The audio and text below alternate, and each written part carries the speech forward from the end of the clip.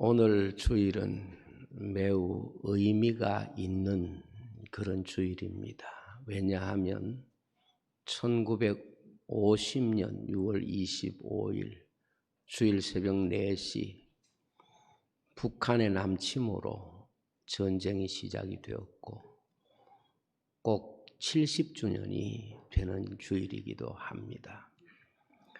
때문에 우리가 이 6.25 기념주의를 지키면서 왜 하나님의 백성들이 이 전쟁의 아픔을 기념하고 전쟁의 기억을 기념하면서 하나님 앞에 감사하고 또 예배로 하나님께 영광을 돌려야 되겠는가? 이 부분에 대하여 하나님께서 우리의 마음에 충만한 은혜와 또 하나님 향한 우리의 깊은 감사와 신앙의 고백을 드리는 주일이 되었으면 합니다. 오늘 우리가 이 말씀을 들을 때에 세 가지 상황을 우리의 마음속에 연결시켜서 이 말씀을 들으면 이 말씀이 살아있는 사건으로 내 마음에 은혜가 될 것이라고 생각이 됩니다. 하나는 70년 전 주일에 하나님의 백성과 이 땅의 상황을 우리의 마음속에 좀 생생하게 생각하면서 이 말씀을 들었으면 합니다. 왜냐하면 오늘 우리가 처한 이런 자유롭고 평안한 시간, 이런 환경 속에서 오늘 말씀을 이해하기란 쉽지 않습니다. 우리가 겪었던 그 불안함과 두려움의 상황을 우리의 마음에 생각하면서 우리가 오늘 주일을 지킬 때에 우리가 지금 누리고 있는 것이 하나님의 특별한 은혜라는 것을 또 깨닫게 됩니다. 또 다른 하나는 이스라엘 백성이 애굽에서 나오자마자 얼마 되지 않는 상태에서 아말렉의 침략을 받습니다. 이스라엘이 아무것도 준비되지 않았던 상태, 그야말로 무장 해제된 것 같은 이러한 이스라엘 백성을 공격해서 이스라엘 백성들에게 처음 전쟁이라는 것을 통하여 너무도 깊은 상처를 주었던 아말렉의 이야기를 우리가 생각해 보면서 당시 이스라엘 백성들이 겪었던 그 상황에 대한 영적인 인식이 이 말씀을 통하여 우리에게 또 느껴져야 된다 믿습니다. 그러면서 오늘 우리는 정말 이 세대를 살아가면서 우리가 겪었던 그러한 일들을 통하여 우리 하나님께 얼마나 감사하면서 그 일이 우리의 지금 삶에서 얼마나 살아있는 사건으로 해석이 되고 있는가, 이 부분이 오늘 또 이 말씀을 이해하는데 가장 중요한 그런 교훈이 되겠습니다. 우리가 어떤 역사적인 상황을 보면서 항상 이런 마음을 가져야 됩니다. 무슨 마음인가 하면 그 상황에 대한 인식도 중요하지만은 그 상황을 통하여 우리가 배우고 우리가 그 상황을 통하여 받은 유익이 무엇일까 하는 이 물음에 답을 가져야 그 상황이 우리에게 있어서 복이 되는 것입니다. 아무리 좋은 환경이든 혹은 나쁜 환경이든 상황이라는 것에 대하여 인식하고 그 상황에 대한 교훈을 우리의 마음속에 소유하지 못했다면 그 상황이 주는 유익을 소유하고 살 수가 없는 것입니다.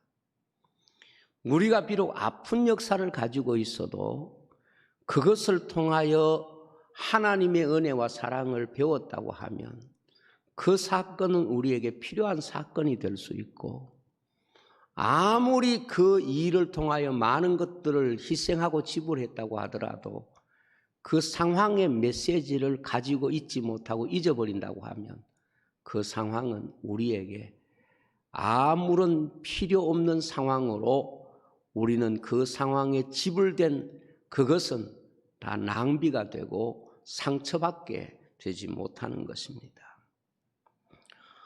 그러므로 오늘 우리 성도들이 개인적이든 가정이든 국가든 항상 어떤 상황에 대한 답을 하나님의 말씀을 통하여 들을 수 있어야 되고 받을 수 있어야 됩니다.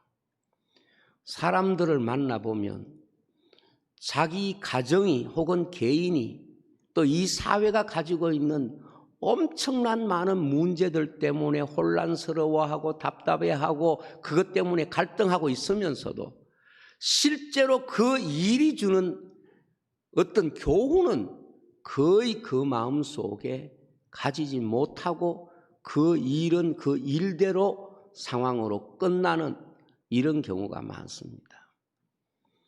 우리 예수 믿는 사람은 어떤 상황에 대한 경험보다 더 중요한 것이 그 상황을 통해서 우리가 마음속에 하나님이 주시는 교훈을 어떻게 우리의 마음속에 새기느냐 하는 것입니다. 예를 들면 사람 한평생 살면서도 변하지 못한 사람이라면 그 한평생의 삶이 그 사람에게 정말 무엇이 유익하겠습니까? 그러나 작은 사건 하나가 그 사람을 완전히 바꾸고 새 사람 되게 했으면 그 사건은 그 인생에 있어서 중요한 전환점이 될 수가 있는 것입니다. 우리는 성경을 통해서 이 상황에 대하여 하나님이 어떻게 인지하도록 가르치고 있는가, 오늘 이 말씀을 통하여 우리의 마음속에 좀 깊이 느꼈으면 좋겠습니다. 저는 70년 전에 6.25 전쟁의 이야기를 성경 속에서 찾으라고 말한다면 이스라엘 백성이 애굽에서 나온 지 얼마 되지 않았을 때에 이스라엘을 침략해서 이스라엘에게 큰 피해를 주었던 아말렉과의 전쟁이 바로 우리가 겪었던 6.25 전쟁을 붙여놓으면 시대만 다르지 구조는 거의 같다 하는 생각을 했습니다. 먼저 이스라엘이 독립하고 얼마 되지 않았어 이스라엘이 국가라고 하는 이름이라고 붙이기도 너무 이른 그 시간에 이스라엘 백성이 경험한 첫 번째 전쟁 이야기가 바로 아말렉과의 전쟁입니다. 우리나라도 대한민국이라고 하는 나라를 세우고 겨우 이름밖에 가지지 못하고 아무것도 없을 그 초기에 처음으로 대한민국이 이름을 가지고 경험한 전쟁이 바로 6.25 전쟁입니다. 그리고 이 6.25와 아말렉 전쟁의 닮은 점이 너무너무 많은데 그 중에 또 하나는 아말렉과 이스라엘은 형제입니다. 아말렉은 에서의 후손이고 이스라엘은 이름 그대로 이스라엘의 후예입니다. 에서와 이스라엘은 쌍둥이입니다. 엄마 뱃속에 함께 있었고 함께 태어났던 형제라는 거지요. 아말렉과 이스라엘 전쟁은 쌍둥이였던 에서와 야곱, 그것도 그 나라가 세워지는 지극히 초기에 벌어진 형제 간의 전쟁입니다. 그리고 이 전쟁에서 불법으로 먼저 선제 공격한 나라가 아말렉입니다. 아말렉은 하나님이 이스라엘 백성들을 구원하신 이 놀라운 구원 역사를 방해하는 그런 무서운 하나님 없는 그런 나라였습니다. 그래서 출애굽한 지 얼마 되지 않아 아무런 준비도 없는 상태에서 갑작스럽게 이스라엘을 공격했고, 특별히 이스라엘을 공격할 때에 전쟁처럼 공격한 것이 아니라 아주 약한 자들을 뒤에서 치는 비겁한 전쟁을 시작했습니다. 사실 우리나라 6.25 전쟁도요, 싸우는 군인보다 더 많은 사망자가 민간인에서 나왔습니다.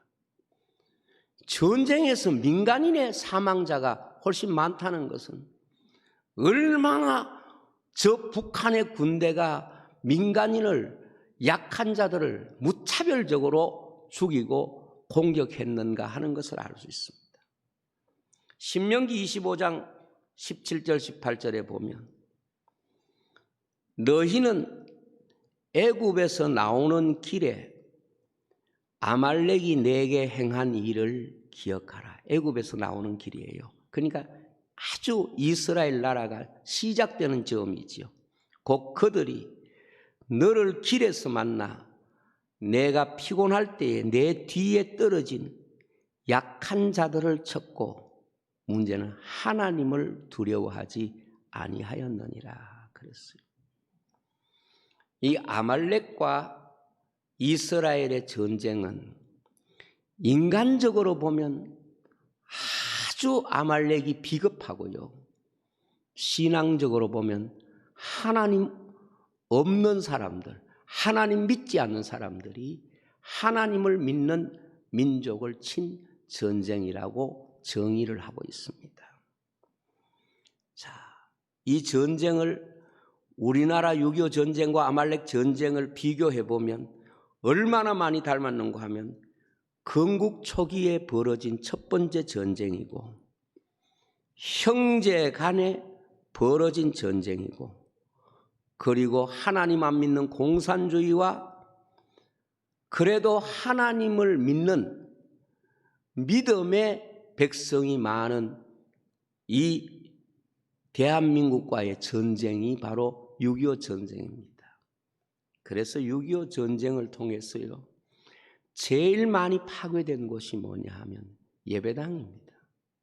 전국의 예배당이 거의 파괴될 만큼 이 북한의 공산주의자들은 예수 믿는 사람들을 참 많이 죽였고, 그리고 교회당을 많이 파괴했습니다. 그래서 이 우리나라 6.25 전쟁과 아말렉 전쟁을 비교해 보면 북한은 너무도 아말렉을 닮아 있습니다. 거의 아말렉을 이름 바꾸면 북한이고, 북한을 이름 바꾸면 아말렉이라고 불러도 괜찮을 만큼 닮아 있습니다. 우선 모든 면에서 우위에 있었습니다. 적어도 무기로 싸우는 전쟁은 아말렉이 항상 이겼습니다. 이스라엘은 아말렉의 상대가 되지 않았습니다. 무기를 가지고 싸우는 전쟁의 현장에서는 아말렉이 항상 승리한 것으로 기록하고 있는 내용이 뭔가 하면, 모세가 손을 들면 이스라엘이 이기고 손을 내리면 아말렉이 이겼더라. 그것을 통하여 우리는 충분히 그냥 전쟁만 두고 보면 아말렉이 이긴다는 것을 말씀하고 있습니다. 그런데 오늘 이 전쟁의 이야기에서 하나님께서 우리에게 주시는 중요한 교훈이 뭔가 하면, 전쟁은 무기를 들고 싸우는 전장이 전쟁의 전부가 아니라 전쟁의 배후에 기도의 이야기가 있다. 신앙의 이야기가 있다. 이것이 이 전쟁의 중요한 교훈이고 하나님이 이 전쟁 기록을 우리에게 들려주는 이유입니다. 여러분, 모든 전쟁의 이야기에는 전투의 이야기도 있지만 기도의 이야기가 있습니다. 우리가 성경을 보면 너무도 많은 전쟁의 이야기들이 기록되어 있는 것을 볼 수 있습니다. 그래서 어떤 학자는 성경은 전쟁사다, 이렇게 기록할 만큼 많은 전쟁이 기록되어 있습니다.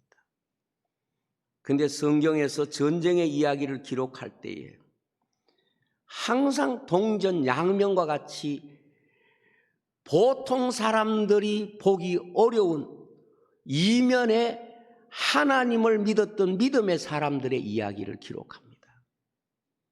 바꾸어 말하면 동전 한 면이 전투를 벌이는 전쟁의 이야기를 기록하고 있다면 그 보이지 않는 다른 면에는 하나님의 백성이 하나님께 기도하고 하나님의 도움을 구하고 하나님의 은혜로 그 전쟁에서 하나님의 도움을 받았다고 하는 이 사실을 기록하고 있는 것입니다. 두 사건이, 즉 전쟁을 치르는 것과 기도하는 사건이 같은 시간에 동시에 이루어지고 있습니다. 그런데 그 동시에 진행되고 있는 두 사건 속에 한편은 무기를 들고 치열하게 피를 흘리면서 싸우고 있는데 다른 한편에는 하나님 의지하고 하나님 앞에 기도하는 이 귀한 영적인 또 다른 전쟁의 상황이 있음을 우리에게 보여주는 것입니다.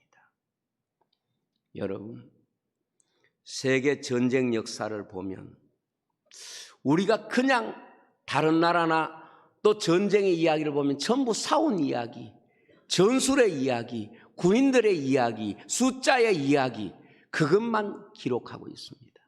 그러나 그 나라 그 민족 가운데 들어가서 그 전쟁의 역사를 보면 오히려 그러한 역사보다 그 배후에 하나님을 의지하고 하나님의 도움을 구하고 하나님 앞에 눈물로 그 전쟁을 통하여 지켜주시도록 하는 기도의 이야기들이 담겨 있다는 것을 알 수 있습니다. 세계 많은 나라들이 대한민국 전쟁의 이야기를 보면서 전술을 이야기할 겁니다.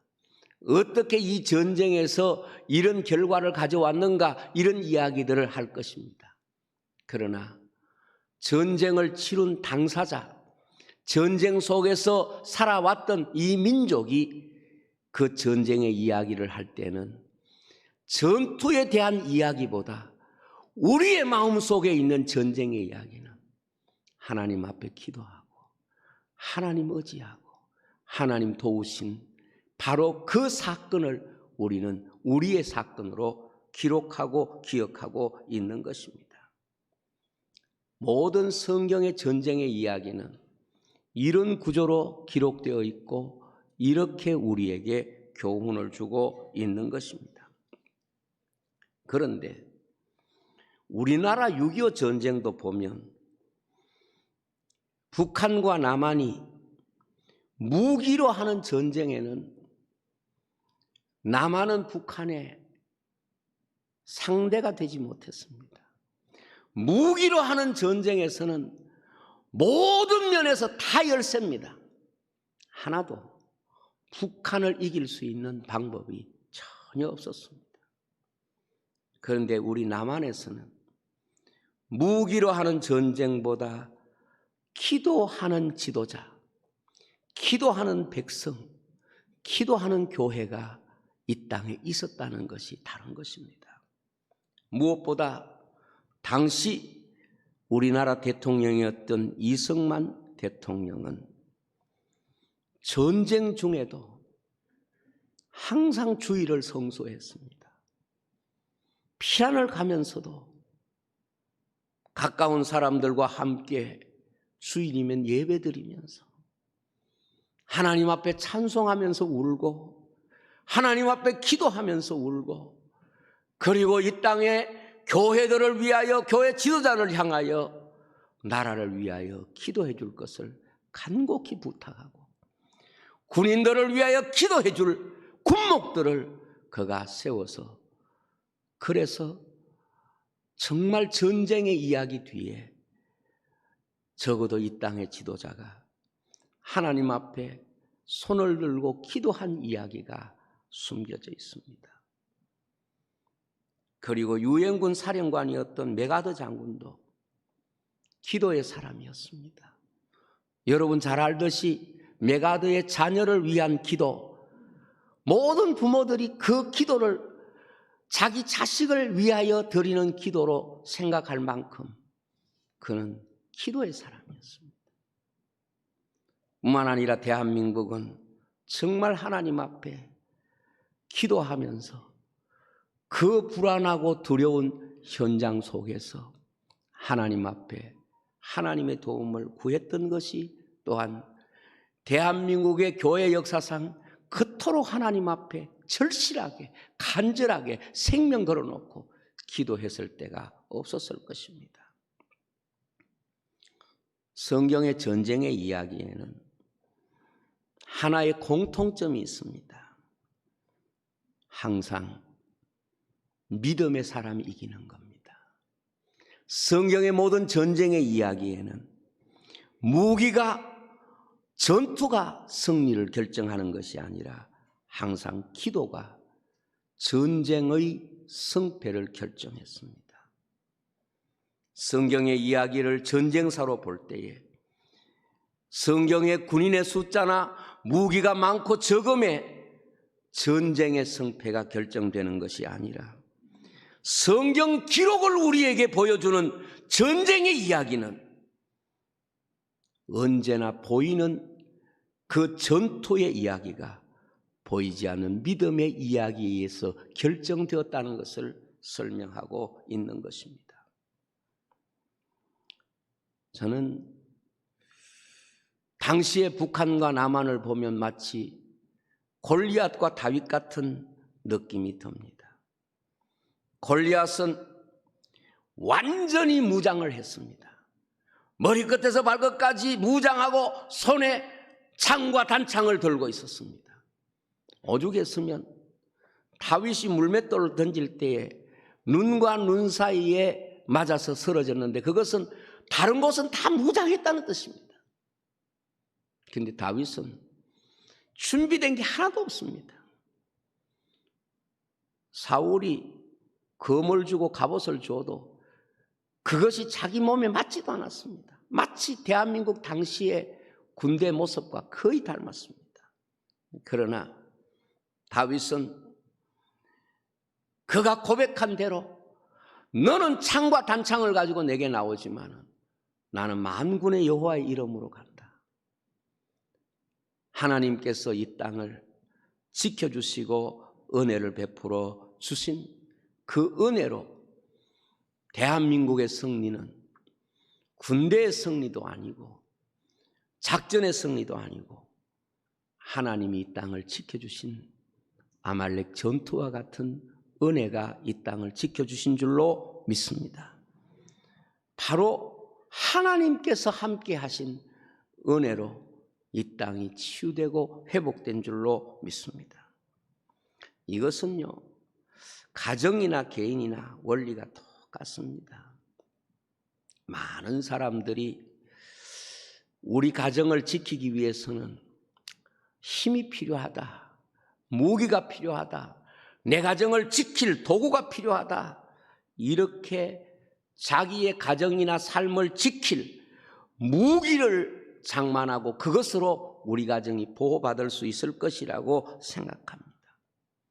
그래서 일생을 생의 전투에서 승리자가 되기 위하여 힘이 될 만한 무기들을 얼마나 많이 준비하고 그리고 자기 가정이 그 안에서 보호를 받으려고 하는지 모릅니다. 그런데 여러분, 삶의 현장을 지나고 나면 결국 그런 것들이 내 가정을 지킵니까? 그런 것들이 내 삶을 지키는 것입니까? 아닙니다. 내 삶을 지키고 내 가정을 지키고 우리 인생을 지킨 것은 우리의 믿음이고 우리의 기도였다는 것을 깨닫게 되는 것입니다. 그래서 성경에 이렇게 말씀합니다. 너희가 세상을 이기는 이김은 이것이니 곧 너희의 믿음이니라. 그렇게 말씀을 했습니다. 저는 우리 성도들이 적어도 나를 지키지도 못할 골리앗의 갑옷 같은, 골리앗의 창 같은 그것으로 큰 소리치고 내가 누구 앞에서나 나를 지킬 수 있다고 자신하는 이런 어리석음에 우리가 빠져서는 안 된다고 봅니다. 그런데 하나님은 이스라엘 백성에게 절대로 아말렉과의 전쟁을 잊지 말라고 말씀합니다. 왜 아말렉과 전쟁을 결코 잊지 말라고 하셨을까요? 신명기 25장 19절로 20절에 보면 이렇게 말합니다. 그러므로 내 하나님 여호와께서 내게 기업으로 주어 차지하게 하시는 땅에서 내 하나님 여호와께서 사방에 있는 모든 적군으로부터 내게 안식을 주실 때에, 무슨 말입니까? 가나안 땅에 들어가서 이제 모두를 이기고 다른 사람보다 우위에 서고 다른 사람보다 풍성하고 평화를 누릴 때에도 이 한 가지는 잊지 말아라. 너는 천하에서 아말렉에 대한 기억을 지워버리라. 너는 잊지 말지니라 그랬어요. 저는 적어도 대한민국 국민이라면 다른 역사는 다 잊어도 6.25는 잊으면 안 된다고 생각합니다. 아말렉에게 전쟁을 겪었던 이스라엘 백성들이 시간이 흐르고 그 세대의 사람이 다 죽어도 너희들이 절대로 아무리 세월을 흘러도 아말렉은 잊지 마라. 이것이 하나님이 그 백성에게 주신 명령이었어요. 저는 대한민국이 수많은 역사적 교훈이 있겠지만 그러나 대한민국이 다 잊어도 6.25를 잊으면 안 되고 6.25에 대한 역사를 기억하고 있어야 대한민국이라고 하는 이 나라의 역사가 건강하게 지켜질 것이라고 생각합니다. 왜냐하면 6.25를 잊어버리면 전쟁을 잊는 것이 아니라 그때의 우리를 구원해 주신 하나님을 잊는 것이기 때문에 그렇습니다. 아말렉을 잊어버리면 아말렉에서 이스라엘을 구원해 주신 하나님을 잊는 것이기 때문에 너희들이 아무리 세월이 흐르고 흘러도 아말렉을 절대로 잊지 말아라 하는 것입니다. 이것이 이스라엘 역사 속에 계속 등장합니다. 마찬가지입니다. 지금 우리는 전후 세대가 이 나라에 이제 점점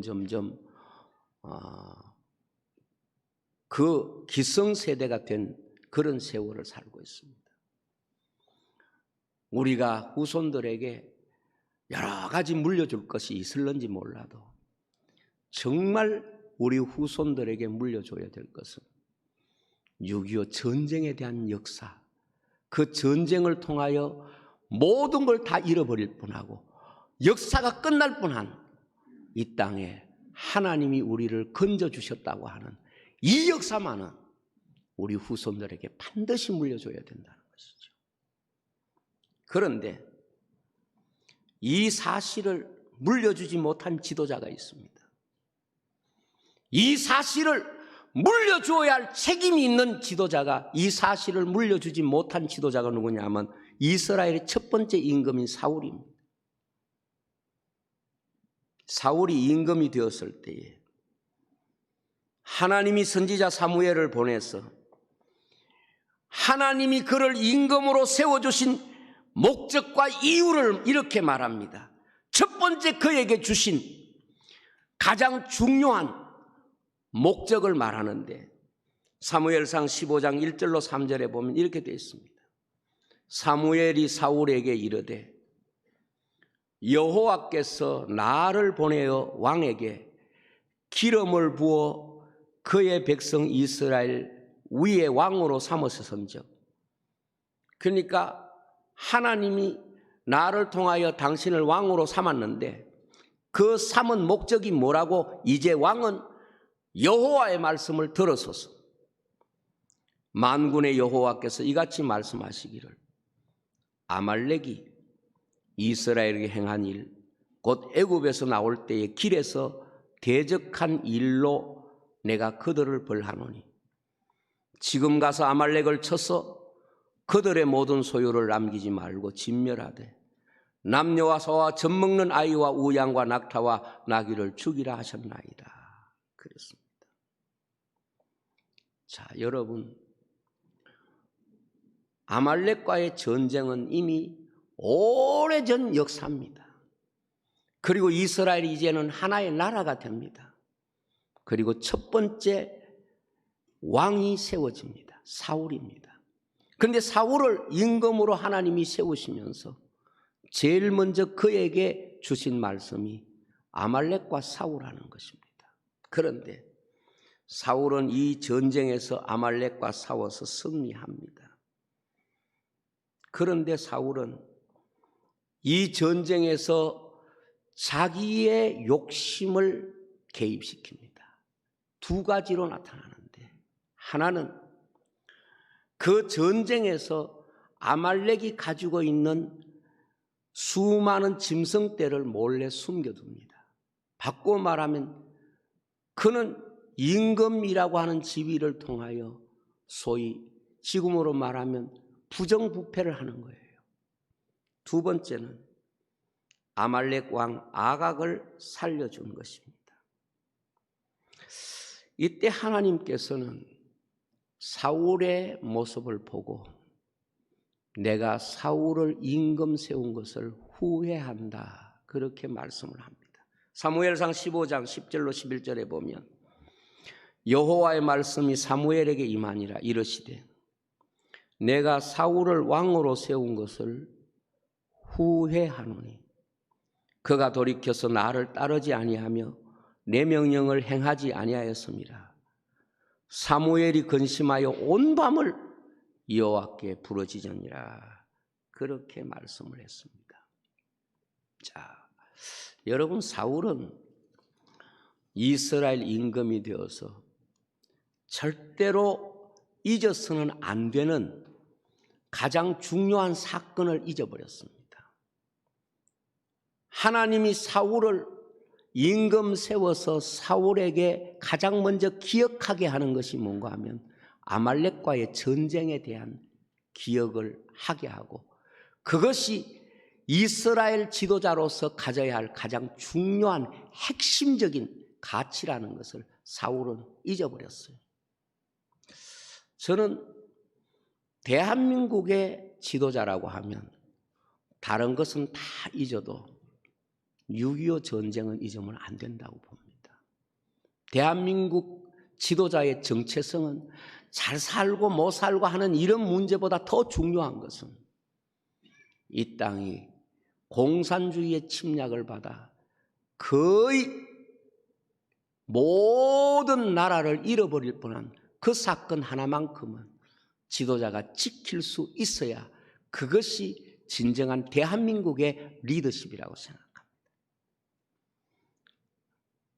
그런데 대한민국의 이 지도자들이 근래 와서 가장 애쓰고 있는 게 뭔가 하면 아말렉을 기억하는 것이 아니라 지우려고 하는 거예요.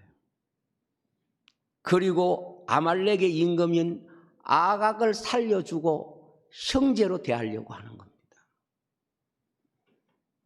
그래서 하나님께서 이 이스라엘 백성들에게 대하여 얼마나 실망하고 계시는가, 특별히 사울에 대하여 얼마나 실망하고 계시는가를 사무엘을 통하여 보여줍니다. 특별히 사울이 아각을 살려준 것에 대하여 굉장히 하나님께서 사무엘을 통하여 책망을 하는 것입니다. 사무엘하 15장 18절에 보면은 19절까지 여호와께서 왕을 길로 보내시며 이르시기를 가서 죄인 아말렉 사람을 진멸하되 다 없어지기까지 치라 하셨거늘 어찌하여 왕이 여호와의 목소리를 청종하지 아니하고 탈취하기에 급하여 여호와께서 악하게 여기시는 일을 행하였나이까 그랬습니다. 자, 여러분, 지금 우리나라의 지도자들은 거의 사울 같습니다. 뭐 사울의 판박이라고 볼 수 있겠습니다. 그 수많은 사람들이, 수십만 명의 사람들이 전쟁을 통하여 죽고 민간인이 그렇게 수십만 명이 죽은 이 전쟁 뒤에도 형제라고 생각을 하고, 그리고 또 그러한 것들을 이용해서 치부하는, 이런 것이 사람마다 거의 공통 분모처럼 리더십에 숨겨져 있고 담겨져 있다는 걸 봅니다. 아각 같은 침략의 어떤 리더십을 형제라고 생각을 하고 만나려고 하고, 그 만나서 함께 형제라고 생각하고 함께 시간을 보내는 것을 마치 형제 회복처럼 생각하는, 이것이 얼마나 간사하고 이것이 얼마나 비성경적인가를 우리가 알아야 됩니다. 사무엘상 15장 32절로 33절에 보면 이렇습니다. 사무엘이 이르되 너희는 아말렉 사람의 왕 아각을 내게로 이끌어오라 하였더니, 아각이 신났어요. 아각이 즐거이 오며 이르되 진실로 사망의 괴로움이 지났도다 그랬습니다. 자, 사망의 괴로움이 지났다는 것은 이제 다 옛날 끝났다, 이제 문제 해결됐다, 그리고 이제 나도 새롭게 무언가 도전할 수 있는 기회가 생겼다, 이렇게 아각은 생각한 거예요. 그러나 사무엘은 내 칼이 여인들에게 자식이 없게 한 것 같이 여인 중 내 어미에게 자식이 없으리라 하고, 그가 길갈에서 여호와 앞에서 아각을 찍어 쪼개니라. 죽였다는 표현보다 찍어 쪼갠다는 말이 얼마나 끔찍합니까? 그것은 그렇게 하는 것이 하나님의 노여움을 푸는 것으로 설명하기 위한 것입니다. 여러분, 지금 대한민국 지도자들이 전쟁을 일으킨 당사자를 향하여 형제국가니 형제니 하면서 마치 아각을 살려주고 곁에 두는 사울과 같은 모습을 가지고 있습니다. 저는 이것이 왜 큰 잘못인가, 그 아말렉에서 답을 얻을 수 있다고 봅니다. 그것은 이 나라를 전쟁에서 구해주신 하나님을 멸시하는 행위이기 때문에 그렇습니다.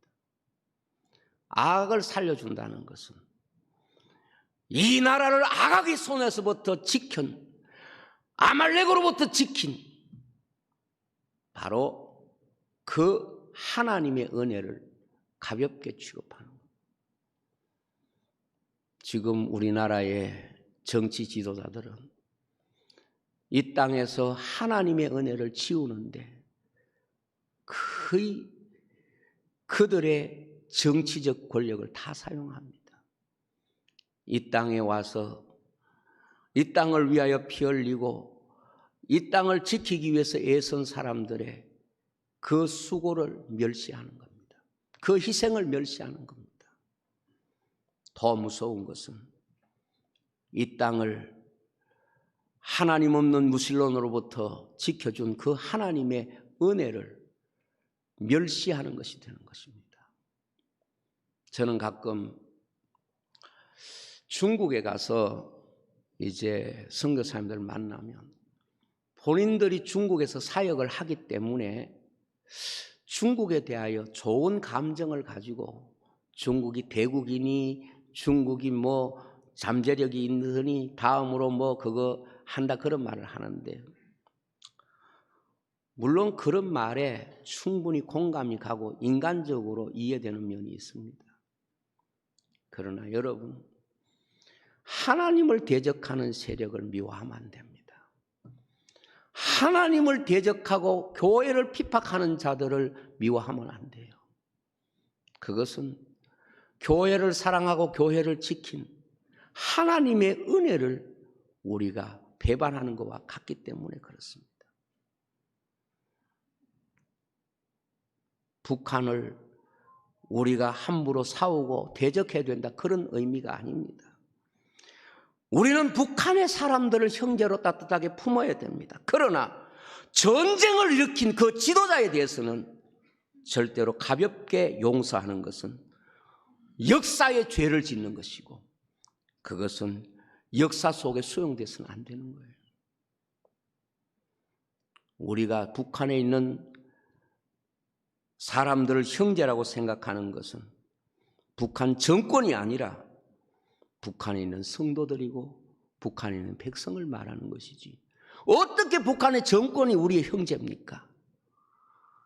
이 민족을 그렇게 학살한 사람이 어떻게 우리의 형제가 될 수 있습니까? 공산주의는 대한민국의 형제가 될 수가 없습니다. 어떻게 공산주의가 이 대한민국의 형제가 될 수 있습니까?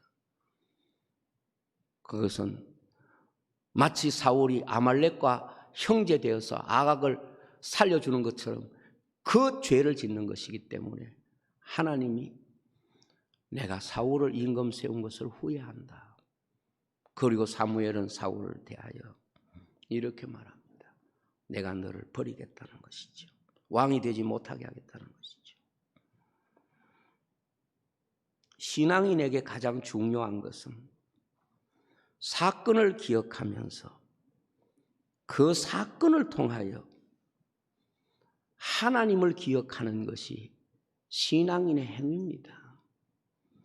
우리가 그 사건을 통하여 하나님을 기억하는 것에 방해가 된다면 그것은 하나님을 무시하는 행위가 되기 때문에 가장 두려운 것입니다. 지금 6.25 전쟁을 치룬 지 70년이 돼가고 있는데 우리 다음 세대는 지금 어떻게 생각하고 있습니까?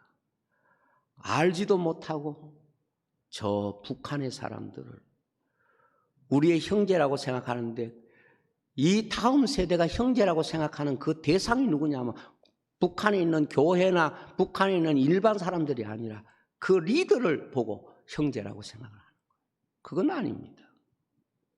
여러분, 아무리 한 배 속에 상둥이처럼 형제로 있어도 하나님 없는 것과 하나님 믿는 사람은 한 형제일 수는 없는 것입니다.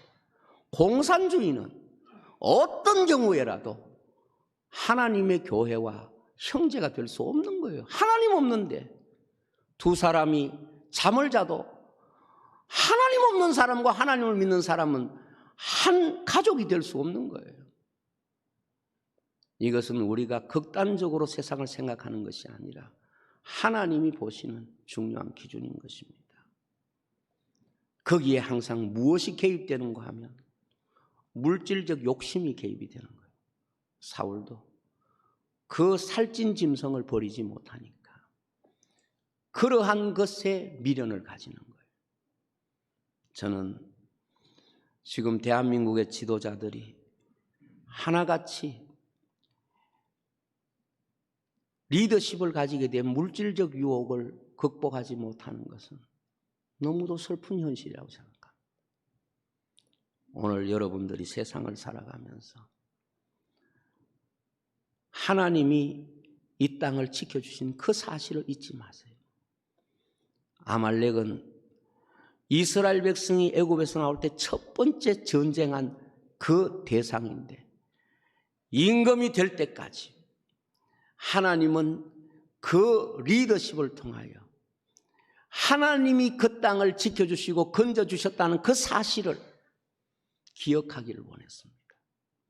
그런데 사울은 자기가 이긴 것처럼 내가 승리한 것처럼 그렇게 자랑하려고 하다가 결국은 하나님의 버림이 된 것입니다.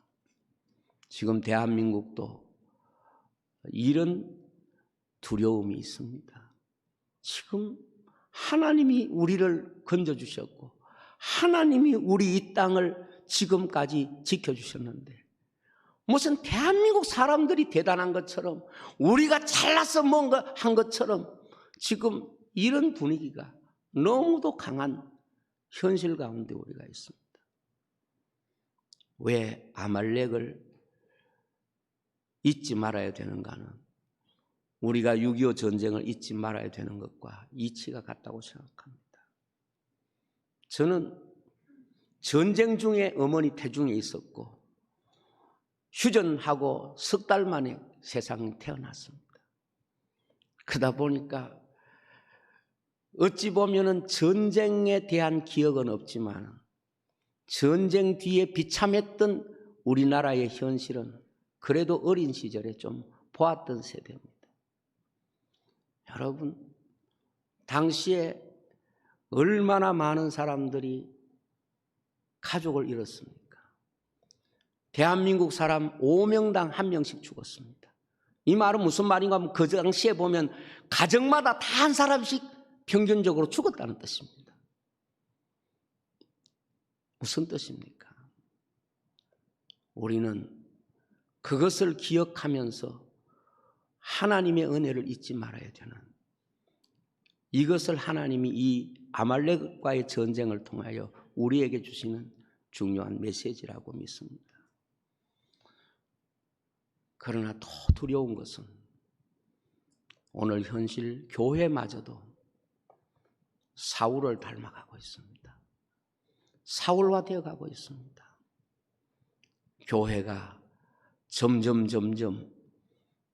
축적의 중요한 창고처럼 되어가고 있고 살찐 것을 쌓아놓고 가두어 놓는 현장처럼 되어 있고, 그리고 교회가 공산주의나 이런 것에 물들어가는 WCC 같은 이런 것에 쉽게 손잡고 있는 이런 현실 속에 우리가 있는 것입니다. 여러분, 앞으로는 말이에요, 정말 배교하는 일들이 일어나는 것을 여러분들이 눈앞에서 보게 될 것이에요. 지금도 이미 보여지는 세대에 살고 있어요.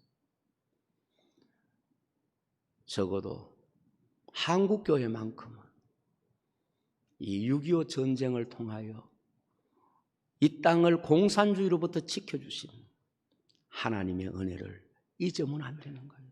특별히 지도자는 공산주의 하나님 없는 아말렉으로부터 지켜준 그 사건을 계속해서 자녀들에게 물려주었듯이 이 땅의 리더십은 공산주의가 이 땅에 행한 일들을 계속해서 물려주고 하나님의 백성이 이 땅을 어떻게 섬겼는가를 또한 물려주어야 할 사명이 있는 줄로 믿습니다.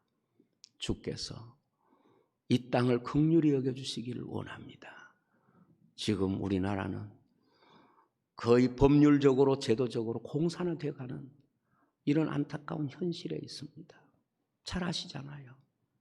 하나님께서 이 6.25 기념주의를 통하여 아말렉을 통하여 이스라엘에게 주셨던 귀한 교훈이 우리에게 항상 깨어있는 살아있는 사건이 되기를 바랍니다. 기도하겠습니다.